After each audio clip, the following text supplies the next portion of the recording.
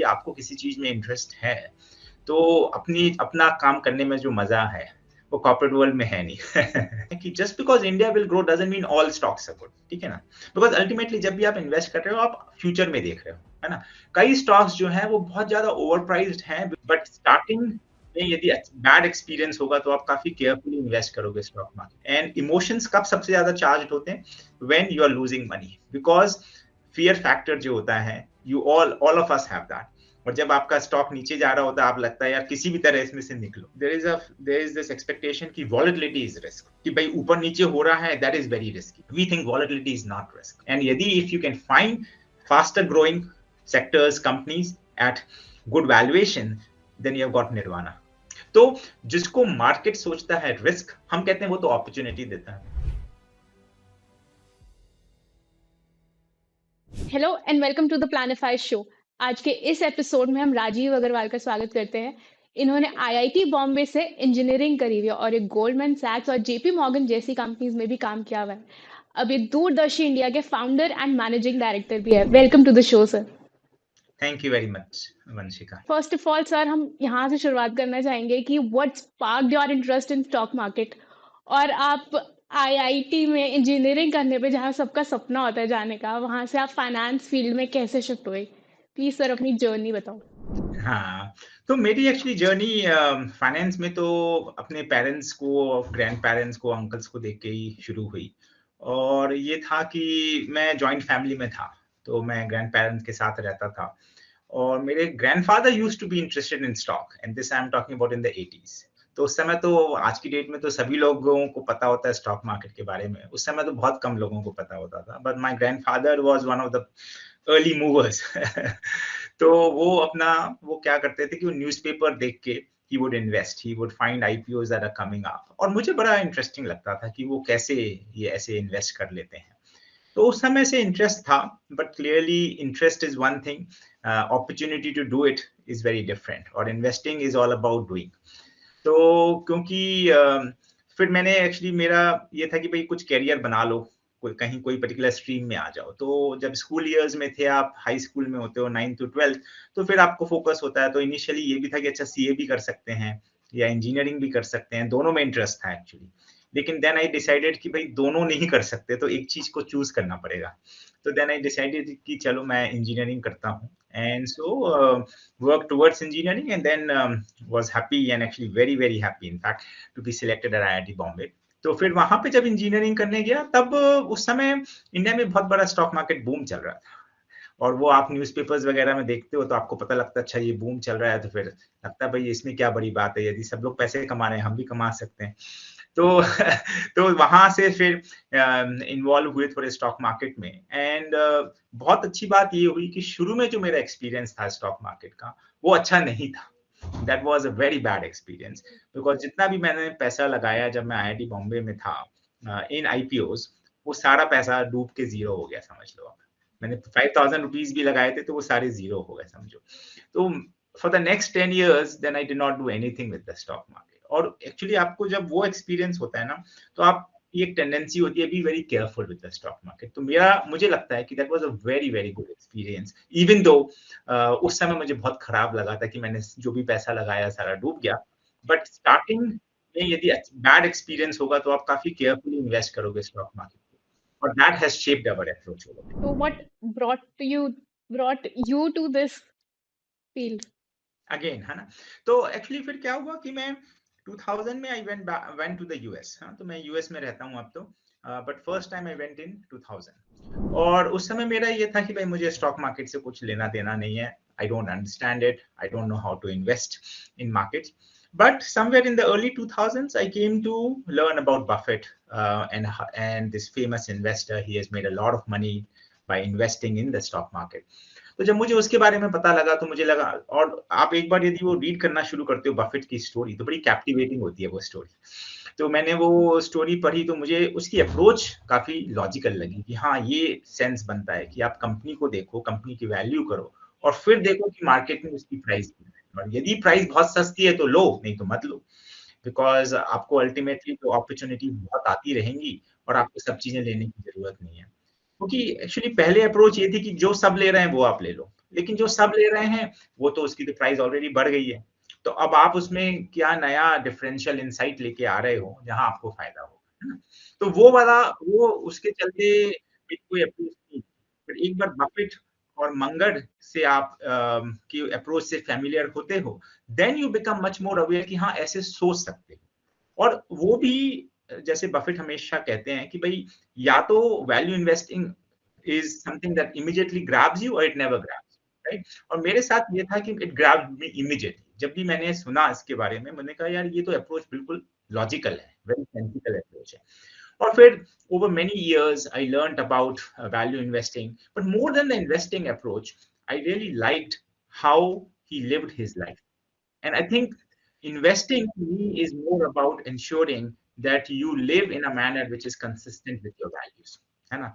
और जैसे फिर मुझे ये लगा कि यार मैं एक समय जब when I get to a stage, जब मेरे पास इनफ पैसा होगा कि मुझे किसी और के लिए काम नहीं करना होगा, तब मैं अपने लिए इन्वेस्ट करूंगा और बस मैं अपने लिए इन्वेस्ट करूंगा and I will live that life. तो वो वाला एक गोल या एक एस्पिरेशन थी कि ठीक है, over time I will get to that particular stage and ultimately I got to that stage. Between then जब बफेट के बारे में पता लगा से when I got to that stage it was many years, but along the way I was continuously learning, using that approach, ensuring that I buy, learn, sell whatever. But basically approach आप investing approach को यदि utilise करते हो और उसके through आप learn करते हो, I think that is the best way to learn. और वो मैंने काफी समय किया and then once I got to that particular situation कि मुझे किसी और के लिए काम करने की जरूरत नहीं थी, तो फिर मैंने अपने लिए इन्वेस्टिंग शुरू की और उस समय मैं फुल टाइम इन्वेस्टर बना फिर।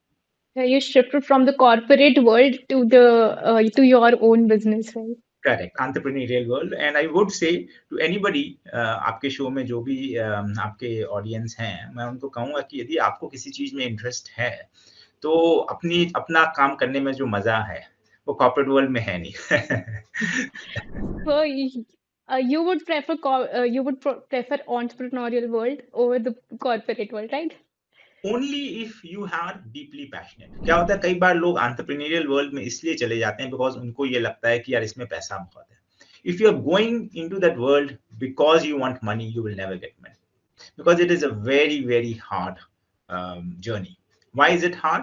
बिकॉज आप कहीं से मतलब आपका कोई बेस नहीं होता ना, आप बिल्कुल बेसिक से स्टार्ट करते हो, तो आपको एस्टैब्लिश करने में कई साल लग जाते हैं। और लोगों का जो माइंडसेट होता है ना वो ये होता है यार 1 साल में, 2 साल में, 3 साल में हम एस्टैब्लिश होंगे। ऐसा होता नहीं है, it takes a long time. तो यदि आपके पास इंटरेस्ट होगा उस पर्टिकुलर एरिया में तो आप कर पाओगे, नहीं तो आप कर नहीं पाओगे वो वाली। तो इसीलिए आप जब भी देखोगे जैसे अभी इंडिया में कई स्टार्टअप्स हैं, the startups that succeed are the people who continue to prevail no matter what the hardship is, है ना? तो वो वाला बहुत इंपॉर्टेंट पॉइंट है। अब आप फंड चलाते हो, अब आप वॉरेन बफे की मतलब स्ट्रैटेजीज फॉलो करते हो या कुछ और अपनी भी कोई स्ट्रैटेजीज है कुछ? क्या आप फंड में इन्वेस्ट करने के लिए, स्टॉक को पिक करने में क्या स्ट्रैटेजीज यूज कर सकते हो? हाँ, तो देखिए जो दूरदर्शी इंडिया फंड है ये यूएस का फंड है और हम एफपीआई हैं इंडिया में, है ना? तो मतलब इसका मतलब है कि हम हमारे इन्वेस्टर्स यूएस में हैं, लेकिन हमारी जो स्ट्रैटेजी है वो इन्वेस्टिंग इन इंडियन एक्विटीज है। तो हम इंडिया में और लिस्टेड एक्विटीज ही हम देखते हैं। तो अब लिस्टेड एक्विटीज में आप यदि आप देखिए between BSE NSC there are almost 5000 stocks that are listed. तो एक तो बहुत इंपॉर्टेंट फैक्टर ये होता है कि आप जो आपका यूनिवर्स है उसको क्विकली कोलैप्स कर लो, है ना? 5000 स्टॉक्स तो बहुत बड़े हैं, आप उसको कैसे इवैल्यूएट करोगे इतने? या तो आपको कुछ फिल्टर्स होने चाहिए। एक फिल्टर ये होता है कि क्या वो बिजनेस आपको समझ में आता है। यदि वो बिजनेस ही नहीं आपको समझ में आता तो आप उस बिजनेस में इन्वेस्ट नहीं कर सकते। क्यों? क्योंकि यदि आप उस बिजनेस में इन्वेस्ट करोगे तो आपको उसका वैल्यूएशन कैसे डिसाइड करोगे?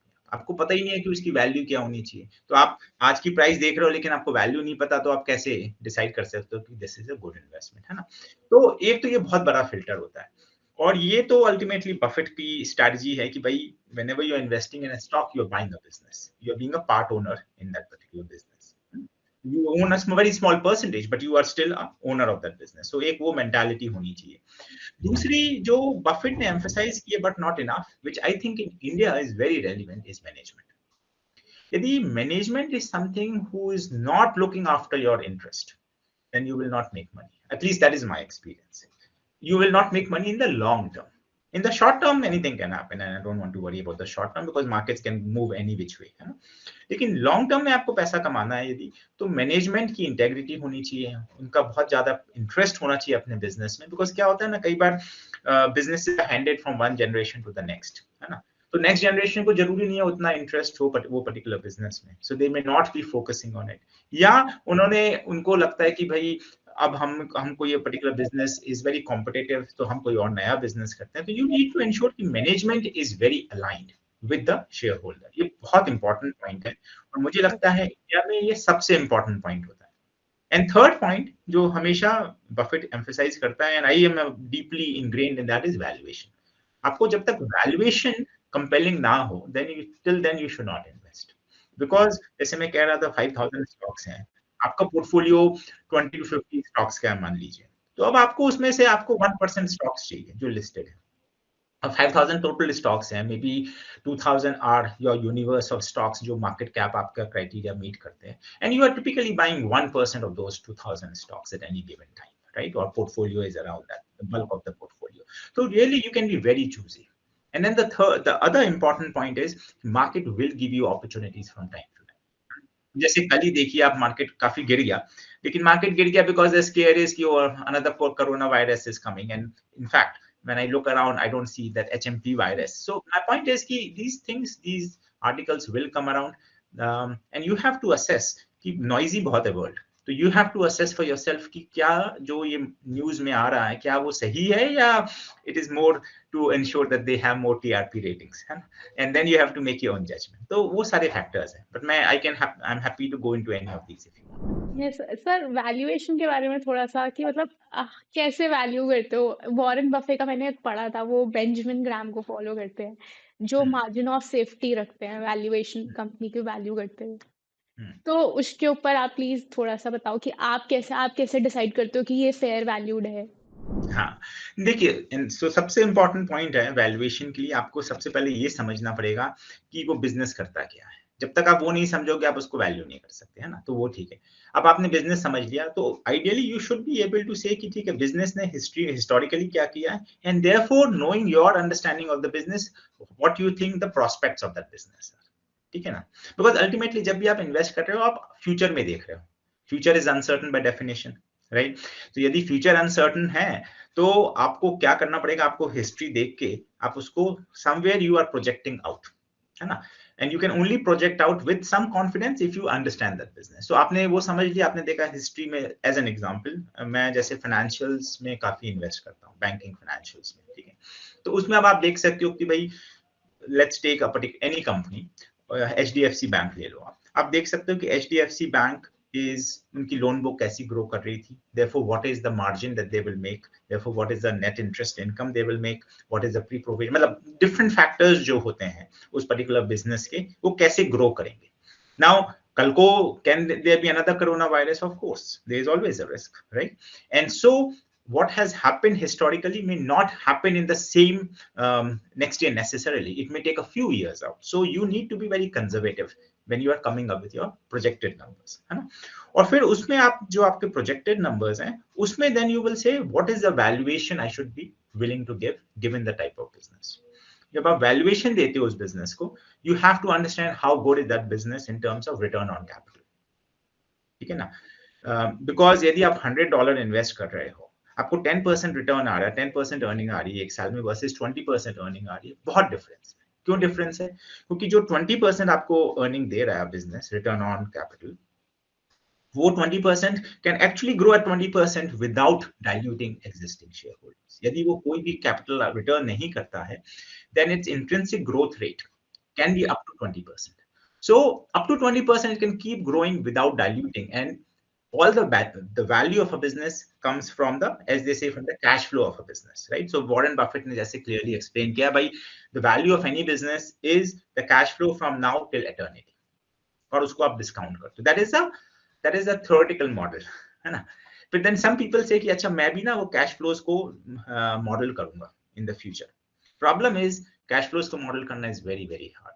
You cannot really model, because if you make many assumptions, the more assumptions you are making, the more likely your projection is going to be wrong, है ना? जैसे आपकी फर्म करती है अनलिस्टेड कंपनीज में, तो आपको तो प्रोजेक्ट करना ही पड़ेगा, आपके पास तो चॉइस ही या नहीं है ना?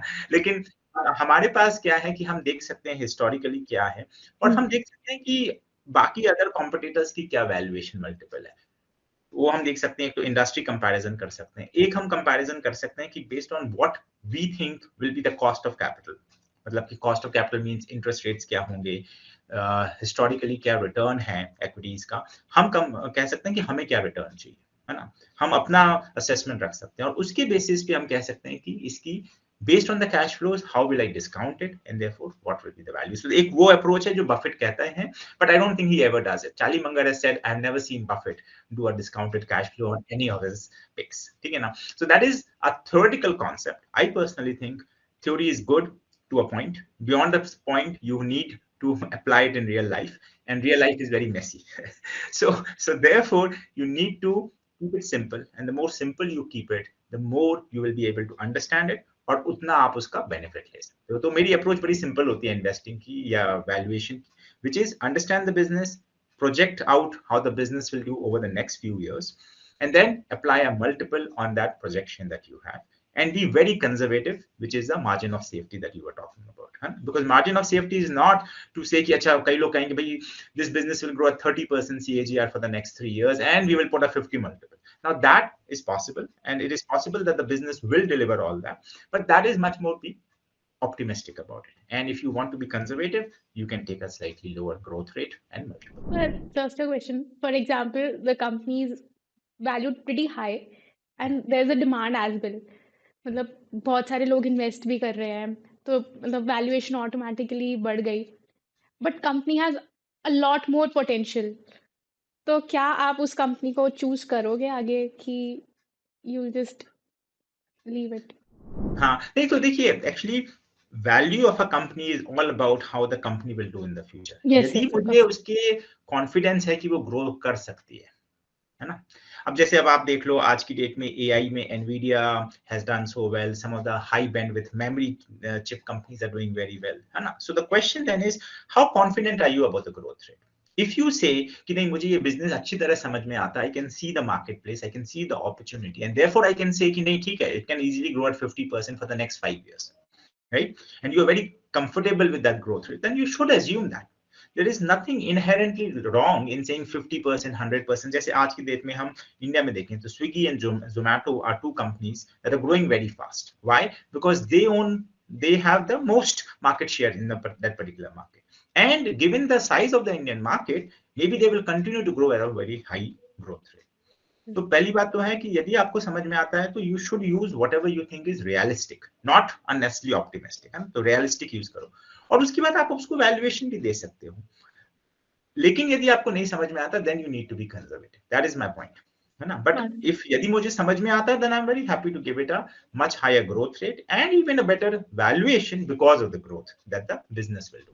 पर ये तो आगे हो गए आपके एंट्री क्राइटेरिया कि आप मैनेजमेंट देखोगे बिजनेस देखोगे वैल्यूएशन इसके अलावा कोई पॉइंट्स है कि ये सब चीजें होनी ही चाहिए बिजनेस में then only you will take an entry into that company हाँ नहीं ये तो बेसिक्स ही हैं, मतलब अल्टीमेटली देखिए मैं जब देखता हूँ ये तीनों होने चाहिए वैल्यूएशंस, एंड फिर हम क्या करते हैं ना कि जब भी हम वैल्यूएशंस देखते हैं तो हम अपने जो भी हमारे प्रोस्पेक्ट्स हैं जिनको हम देख रहे हैं कि हम अपने फंड में लाएं, उसको हम रैंक ऑर्डर करते हैं कि इस कंपनी में हमें क्या रिटर्न आ सकता है, दूसरी कंपनी में हमें क्या रिटर्न आ सकता है, और हम ideally are putting money where we can get the best returns.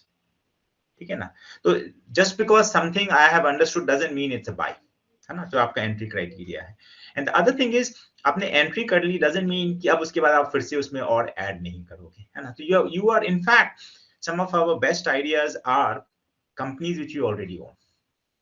हम उनको ऑलरेडी ओन करते हैं लेकिन क्योंकि वो इतनी कंपेलिंग है still we are happy to buy them, है ना? तो इट्स नॉट कि आप always looking for new companies, you always looking, right? But it need not be that the money is always going to a new company, it may be going to an existing portfolio company. Sir exit criteria क्या रहता है कि अब अगर कुछ change होता है क्या क्या एग्जिट क्राइटेरिया मतलब क्या रिस्क एपेटाइट भी रहती है कि इतना रिस्क हो गया कंपनी में इतनी बढ़ गई या इतनी गिर गई 20% गिर गई 30% गिर गई तो अब सेल करना है although the fundamentals are same तो क्या रहता है एग्जिट का हाँ नहीं, तो एक्चुअली देखिए price is not at all a factor in Alright. Exit. हाँ, 30% ऊपर गई 30% नीचे गई doesn't mean anything. what we look at is, given today's price, given our understanding of the business, what is our expectation of what the company should be valued a few years after? ठीक है, तो it is possible कि company 30% गिर गई, लेकिन business has deteriorated in a manner कि it will go down further because the business is no more a good business, let's say, right? Maybe competition has gone up too much. Maybe one of the products that they came up with is a flop in the market, and therefore they will not make good money, and therefore the value of the company has gone down. So price is what the market is telling you. Value is what you are determining. ठीक है ना? Value is what matters. Price तो market ने आपको दे दी, वो आपको उस पे खरीदना है या बेचना है। अब आपको ये डिसाइड करना है कि उस पर्टिकुलर प्राइस पे आपको खरीदना है कि बेचना है। उसके लिए आपको वैल्यू करना पड़ेगा। वैल्यू के लिए आपको बिजनेस समझना पड़ेगा। तो यदि आपको लगता है कि 30% गिर गई, लेकिन यहां से अभी 30% और गिर सकती है because business has become so bad, then you should sell, है ना? यदि 30% गिर गई लेकिन आपको लगता है नहीं बिजनेस तो सेम है, जैसे what you were saying, fundamentals have remained the same, right? And therefore if you entered at 100, you thought it will go to 150, let's say in 3 years, I'm making it up, right? Now it has gone to 70 after 1 year.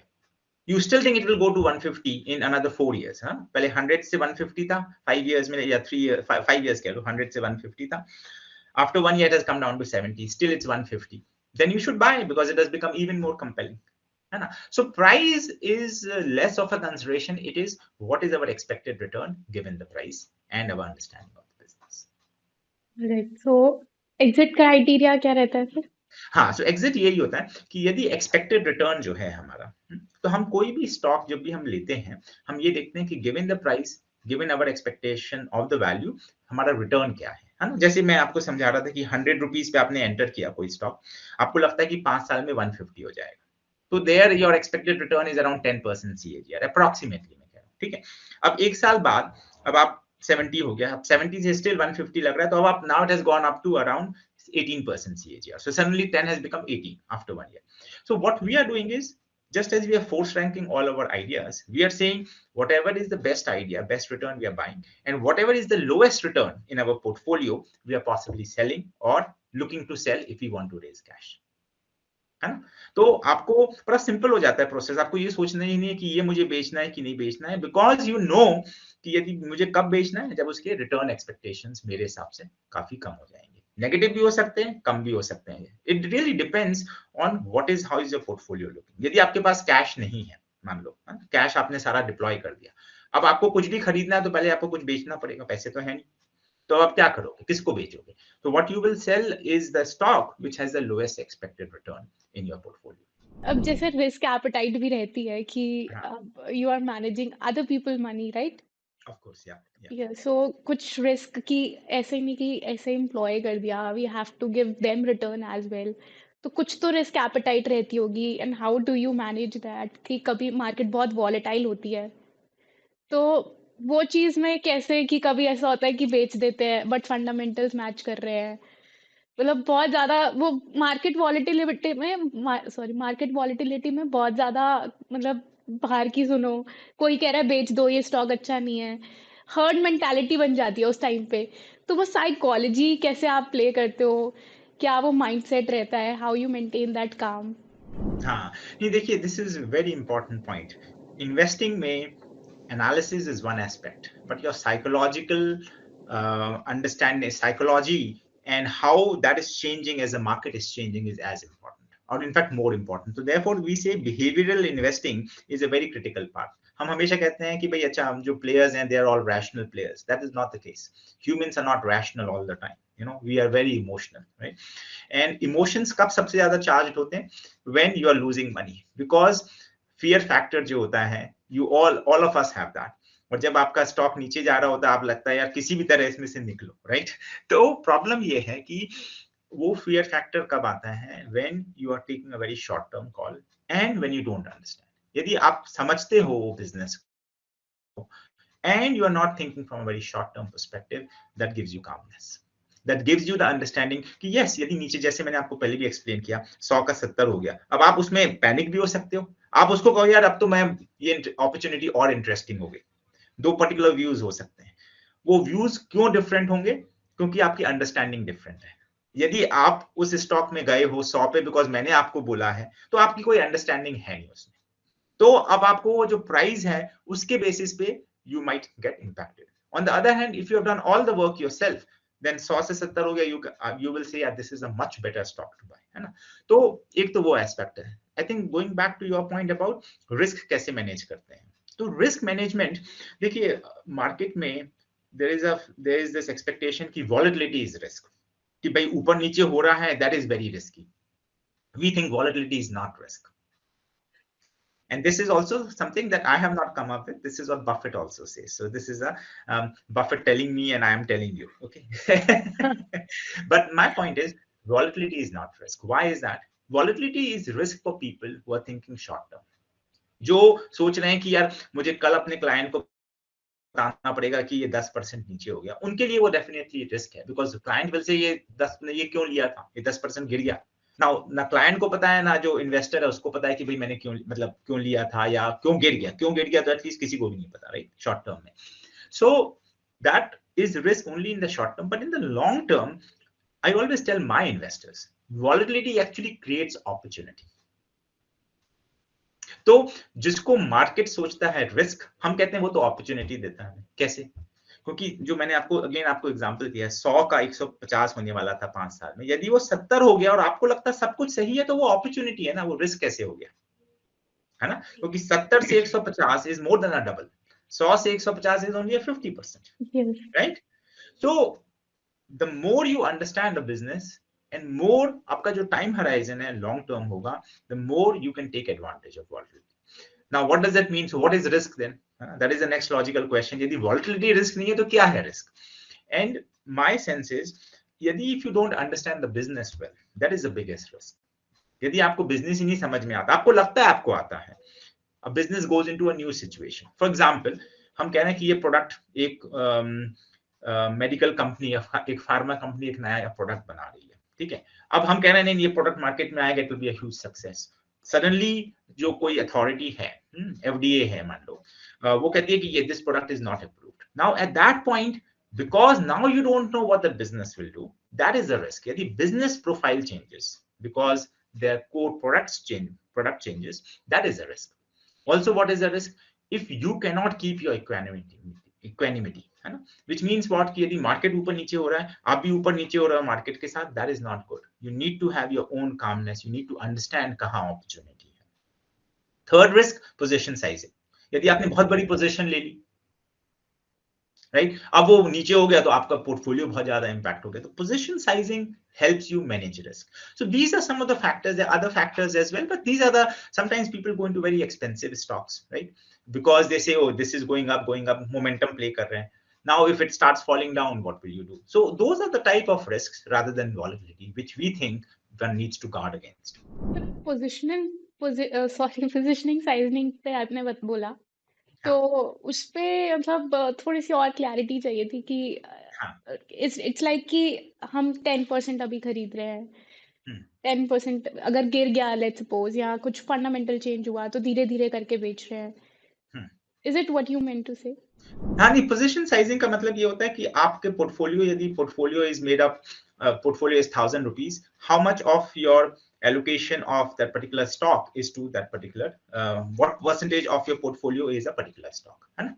So for example, मान लो आपके पास 20 stock हैं और आपका 1,000 rupees का portfolio है, तो in general, first of all, we don't believe कि सारे positions should be equal size. So what we do is we will put the most money in the most compelling, है ना? तो मान लो हमारे पास 20 स्टॉक हैं, तो हमारा जो हाईएस्ट कन्विक्शन स्टॉक होगा, may be it has 15% of the portfolio, 150 रुपए हमने उस पर डाल दिया मान लो, ठीक है? And the lowest conviction, lowest expected return might have may be 1%, may be 0.5%, है ना? तो इट रियली डिपेंड्स। सो अब मैं ये कह रहा हूँ कि जहां आपको कॉन्फिडेंस ज्यादा है, वहां पे आपकी पोजीशन साइज बड़ी होनी चाहिए। जहां आपका कॉन्फिडेंस कम है, वहां आपकी पोजीशन साइज कम होनी चाहिए, so that you have a portfolio which is much more reflective of your understanding of the business and your expected returns. तो ऐसे आप इक्विटीज में ही अपना एलोकेट करते हो या कोई और भी एसेट क्लासेस होती हैं? तो व्हाट्स योर एसेट एलोकेशन? हाँ, नहीं तो I am a big believer in equities, so most of my assets are in equities. एक घर खरीदा हुआ है ऑब्वियसली रहने के लिए, but beyond that, other than some amount of cash that I need for day to day stuff, most of my allocation is in equities, और वो भी लिस्टेड इक्विटीज। मैं थोड़ा बहुत उसको वेरी करता हूँ, यदि मुझे लगता है कि अपॉर्चुनिटीज कम दिख रही हैं मार्केट में तो मैं कैश कंपोनेंट अपना बढ़ा लेता हूँ। यदि मुझे ज्यादा अपॉर्चुनिटीज दिख रही हैं तो कैश कंपोनेंट अपने आप कम हो जाएगा। But effectively I strongly believe कि इक्विटीज में आपका एलोकेशन होना चाहिए if you understand that particular space. If you don't, then you should allocate to, suppose कोई रियल एस्टेट वाला बंदा है, उसको रियल एस्टेट समझ में आता है, तो that is where that person should invest. मुझे इक्विटीज समझ में आता है तो मैं इक्विटीज में एलोकेट करता हूँ, और equities is a much higher return class, है ना। तो आप यदि कैश में रखते हो या फिक्स्ड इनकम में रखते हो तो that should be for the next few years maximum, है ना। जो आपको डे टू डे नीड्स हो सकती है for the next few years, you should keep in ready cash और easily convertible into cash. Rest you should allocate, जो भी आपका लॉन्ग टर्म कैपिटल है, should primarily be in equities. तो कोई सेक्टर्स की प्रेफरेंस रहती है, मतलब अभी करंट सेक्टर्स का क्या ऐसा है आपकी प्रेफरेंस है? हाँ, नहीं, मैंने जैसे बोला था बिगिनिंग में कि मेरा जो preference based on my experience also, क्योंकि मैंने बैंकिंग एंड फाइनेंस में काफी समय काम किया, आपने बोला मैं गोल्डमैन सैक्स में भी था, मैं काफी बड़े बड़े बैंक्स में काम किया, तो मेरे को बैंकिंग एंड फाइनेंस समझ में आता है। सो that is a sector I always lean towards. और आज की डेट में भी मुझे ऐसा लगता है, मैं इनफैक्ट कल ही सीएनबीसी पे भी था, तो मैं उनको यही बोल रहा था कि आज की डेट में मुझे ऐसा लगता है कि banking and finance has a lot of value जो इंडियन इक्विटीज दिख रहे हैं। और उसका रीजन क्या है कि the sector has not done as well in the last few quarters, है ना। इंडियन इकोनॉमी की ग्रोथ रेट थोड़ी सी नीचे आ गई है, एमएफआई थोड़ा स्ट्रेस डेवलप हो गया है in terms of the loan book, and because of that there people are running away from that, because it is expected कि अगले कुछ quarters the performance will not be as good, है ना। So what happens in market is very short term oriented. उनको लगता है यार यदि अगले क्वार्टर अच्छा रिजल्ट नहीं आएगा तो get out of it, because everybody will get out also, तो आप पहले निकल जाओ ताकि जब बाकी लोग बाद में निकलेंगे तो आपका और प्राइस नीचे हो जाएगी, तो आप अभी निकल जाओ। हम सोचते हैं कि यार 1-2 साल 3 साल का सोचो, तो मुझे लगता है कि यदि हम वो टाइम हराइजन ले रहे हैं तो I think there is good opportunity. मतलब finance is your still in your portfolio, right? Finance is, yeah, finance, banking, finance is the biggest allocation in our. मतलब कोई फ्यूचर में एक्सपेक्टेड है कि ये सेक्टर ग्रो करने वाला है या ये ग्रो कर सकता है? इंडिया में तो एक्चुअली सारे ही सेक्टर्स ग्रो करेंगे। इंडिया में अब आप देखो, यदि Indian real GDP is let's say 6.5%, inflation आप कह लो is 4.5%, I am just rounding off, so 11% nominal growth तो आपको ऐसे ही मिल जाएगी, ठीक है ना। एक रियल ग्रोथ होती है, एक नॉमिनल ग्रोथ होती है, तो 11% नॉमिनल ग्रोथ तो आप ऐसी अप्रोक्सीमेटली मैं कह रहा हूँ ऐसे ही आ गई from a rupee perspective. And यदि बिजनेस अच्छा कर रहा है तो उसकी ग्रोथ और बेटर होगी then the average growth of the economy. So मुझे ऐसा लगता है कि इंडिया में जैसे अब आप देख लो कैपिटल एक्सपेंडिचर वाले सेक्टर्स हैं, डिफेंस वाले सेक्टर्स हैं, रोड्स हैं, जो भी है इंफ्रास्ट्रक्चर है, जो भी हैं ये सारे sectors they will continue to do very well. अब इन सब के जो भी ये सेक्टर्स ग्रो करेंगे उनको कैसे, how will they grow, they need funding, everybody needs funding. Where will that funding come from? From banking and finance industry only. So therefore banking and finance will grow as the economy grows. Yadi economy shrinks, then banking and finance will also shrink, but that is not the state we are in. I think India mein export is also a huge opportunity. So I think that we have not talked about the export sector, but IT services ले लो आप, pharma ले लो, हम थोड़ा बहुत बात कर रहे थे उसकी, consumer goods ले लो India में. I think all of those will grow. Everything will grow. I think it's only a question of some will grow a little slower, some will grow a little faster. And yadi if you can find faster growing sectors, companies at good valuation, then you have got nirvana. India की, मतलब you mean to से India तो अब grow कर ही रही है, हाँ. तो आपका व्यू पॉइंट भी सेम है कि इंडिया में अब सारे सेक्टर्स ही ग्रो करेंगे, स्पेशली एक्सपोर्ट्स, हाँ, फाइनेंस देखिए वगैरह? एक्चुअली ना एक डिफरेंस जो मैं ये कहूंगा कि इसमें कुछ ज्यादा कोई डाउट नहीं है, and I don't see too many contrary opinions also कि इंडिया ग्रो करेगी, उसमें कोई ज्यादा ऐसा नहीं है कि आपका व्यू अलग होगा मेरा व्यू अलग होगा। लेकिन जहां मेरा व्यू डिफरेंट है वो ये है कि just because India will grow doesn't mean all stocks are good, है ना। कई स्टॉक्स जो हैं वो बहुत ज्यादा ओवर प्राइस्ड हैं because they already account for the fact कि India will grow a lot and those sectors will grow, तो you have to be very पिकी।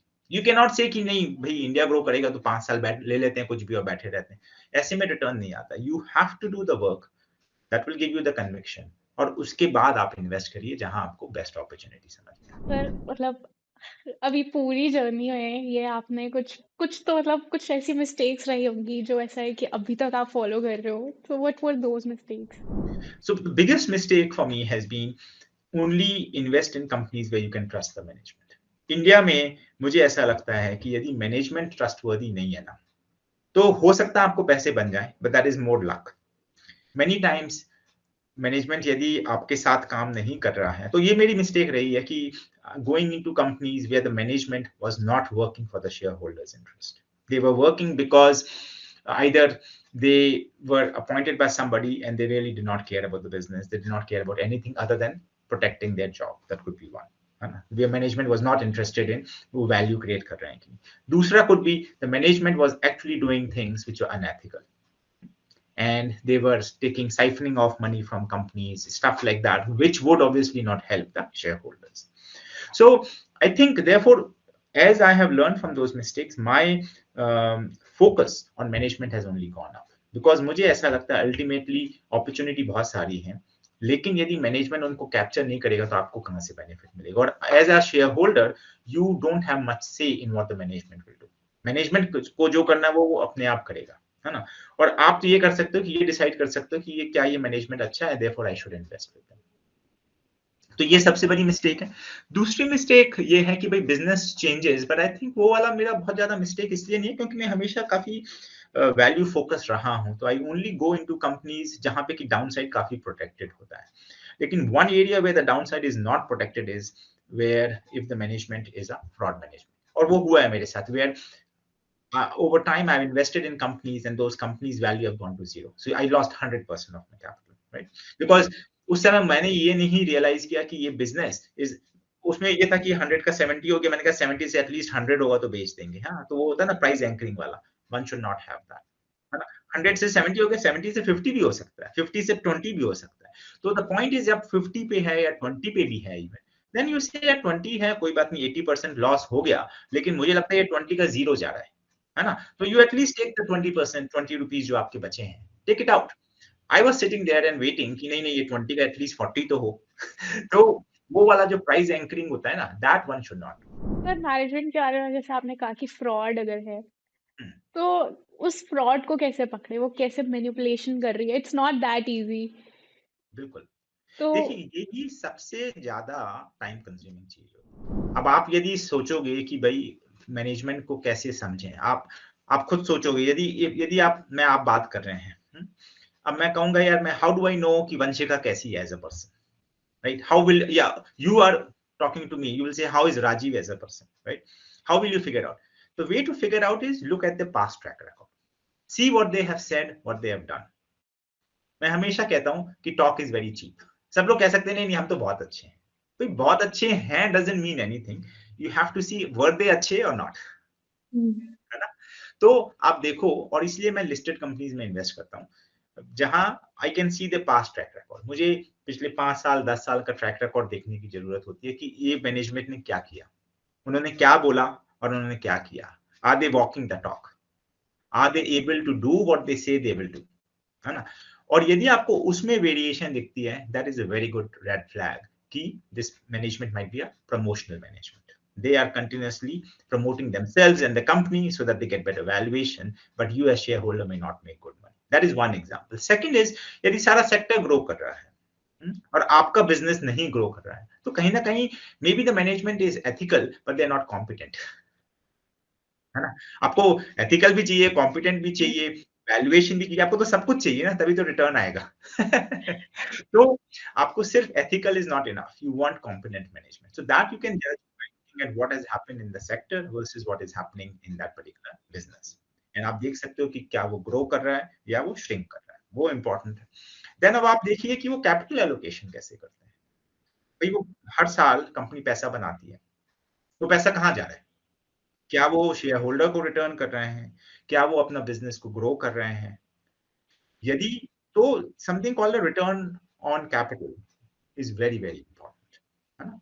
क्योंकि आप जितना वो समझोगे उतना आपको समझ में आएगा कि क्या उनकी capital allocation decisions are good, because हो सकता है वो एथिकल भी हो सकता है वो कॉम्पिटेंट भी हो, but in some areas they are not good.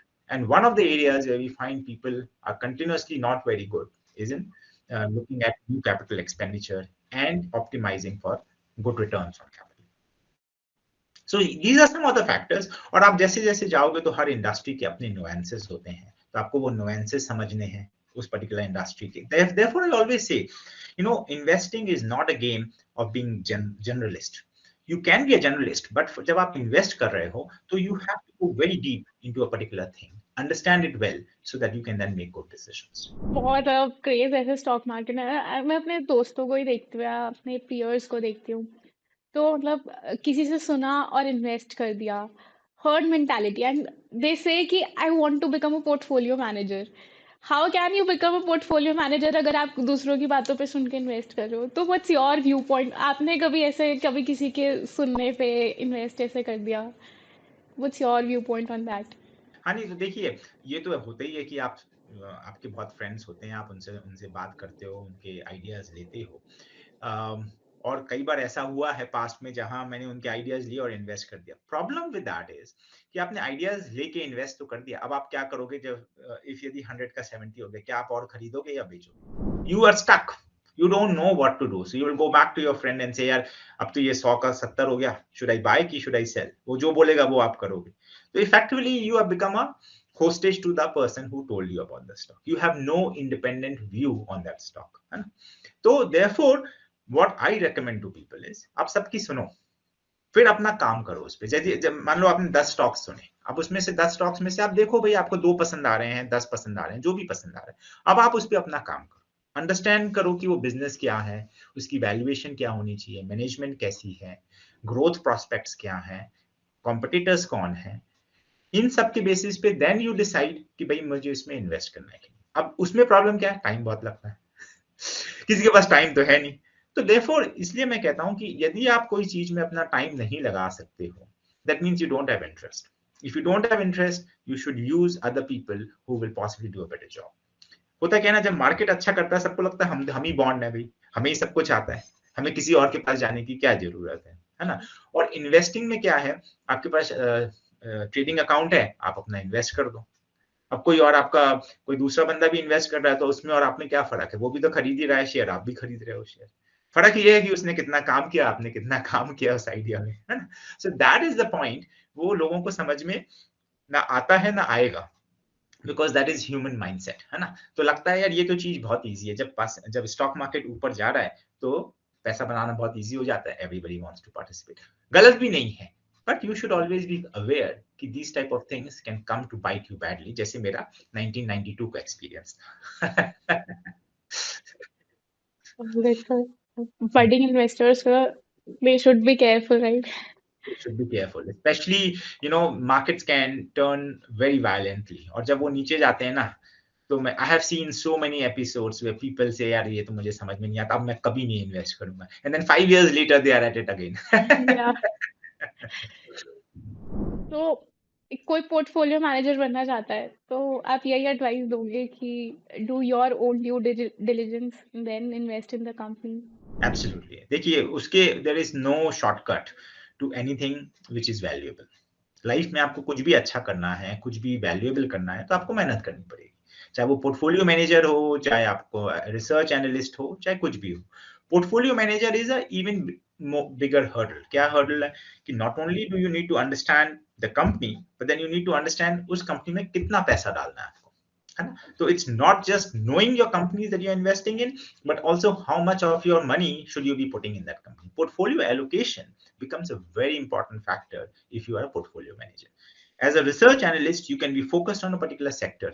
उस सेक्टर को अच्छी तरह समझ लो and you can say उसमें से हमें क्या लेना है, what are the good stocks, right? But portfolio manager has a much bigger, because they are looking across sectors, looking across opportunities and then allocating. Sir अब एक रैपिड फायर राउंड खेलेंगे. चलिए. सर एक बुक बताओ जो आपको आप go to book है आपकी. तो एक बुक है पुअर चार्लीज एल्मनैक. यदि आपके लिसनर्स ने वो नहीं देखी है तो मैं रेकमेंड करूंगा. It's not a cheap book, it is a expensive book, but I think it is one of the best books which will tell you how to behave, how to think from a psychology perspective. So it is not just for investing. I feel it is the best book for ensuring that you are a better person. Sir एक quality जो आपको एक better fund manager बनाती है। Patience, I think patience बहुत जरूरी है इस बिजनेस में। यदि आप पेशेंट हो, और मेरा वो नेचर रहा है, मतलब कुछ लोगों का ना, जैसे कहते हैं कि इन्वेस्टिंग में या तो आपका टेम्परामेंट होता है या नहीं होता है, जैसे बफेट ने हमेशा कहा है। और टेम्परामेंट का वन थिंग इज पेशेंस। यदि आपके पास पेशेंस है तो आप अच्छा कर सकते हो, बिकॉज जैसे मैं कह रहा था, शॉर्ट टर्म में कुछ भी हो सकता है, लेकिन आप लॉन्ग टर्म सोचोगे तो you will do well. Bull market और bear market, what excites you more? देखिए, एक्चुअली मैं हमेशा कहता हूँ, मुझे आइडिया ढूंढने में ज्यादा मजा आता है, which you will find more in bear market. But bear market के अपने प्रॉब्लम क्या होते हैं कि you don't enjoy as much the portfolio growth. तो दोनों ही के अपने फायदे हैं, but the hunt for new ideas is much more easier in bear market. And sir one word जो आप करंट मार्केट सिनेरियो को देख के डिस्क्राइब करना चाहोगे? I think I will say it is ebullient. It is very, I mean, people are super excited. They're investing very quickly. They're not thinking enough. And one myth जो आपने stock market के बारे में सुना है, that's not true? Market is rational, or stock prices are determined by rational human being. It's not perfectly priced. Stock market is never perfectly priced. That's so true. And lastly sir, एक advice जो आप जो first time invest कर रहा है, don't know anything about the stock market, तो आप क्या उसको एडवाइस करोगे? मैं उनको ये एडवाइस करूंगा, आप कोई भी एक बिजनेस पकड़ लो जिसमें आपको इंटरेस्ट है, उसका थोड़ा स्टडी करो, समझो उसको कि वो पैसे क्यों बनाता है, कैसे बनाता है, कितना ग्रो करेगा। यदि आप बिजनेस एनालिस्ट बन जाओ ना, रादर देन मार्केट एनालिस्ट या stock analyst, you will do much better. And business analyst means understanding the business, and try to pick any business that you like. It doesn't mean that you have to invest in that business. It just means, can you spend time and try to understand why the business exists? How does it make money? Who are the competitors? How will it grow? And therefore, what I think should be the value. खरीदना बेचने की बात अलग कर दो. Just understanding the business, it's a huge thing that they will benefit from. All right, sir. That was it for the podcast. We had a great conversation. मुझे खुद personally खुद इतना सीखने को मिला। So Chaliye, I'm very thank happy. thank I think it was great that you reached out and we had this conversation. I enjoyed our conversation. thank you so much, sir.